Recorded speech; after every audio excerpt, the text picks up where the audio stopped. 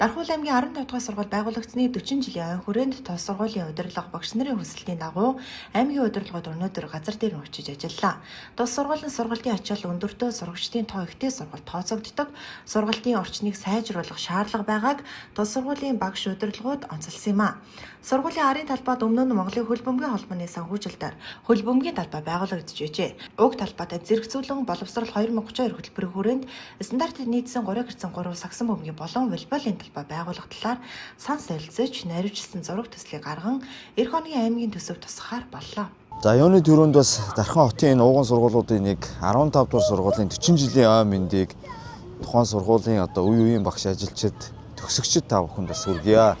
За эдгээр өдрүүдэд энэ 40 жилийн ой болж байгаатай холбогдуулан сургуулийн удирдлагуудаас аймаг орон нутгийн удирдлагуудад тодорхой тогтчлтын ажлууд дээр бас саналаа ирүүлсэн. За үүний дагуу бас өнөөдөр аймгийн удирдлагууд бас газар дээр нэрж үзэж байна.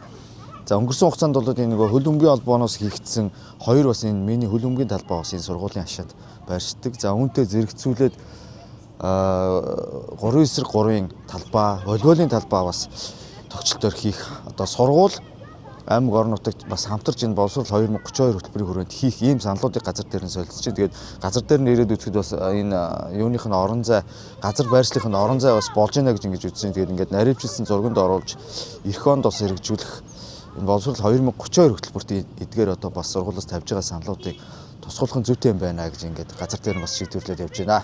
Сагсан бөмбөгийн болон волейболын талбай байгуулагдсанаар тус сургуульд суралцагч хүүхдүүдээс гадна Дархан сумын 4-5 өргөө багийн хүүхэд багчууд чөлөө цагаа зөв боловсон өнгөрөхөөс гадна спортын хөгжлийг дэмжих орчин нөхцөл бүрдэх юм а.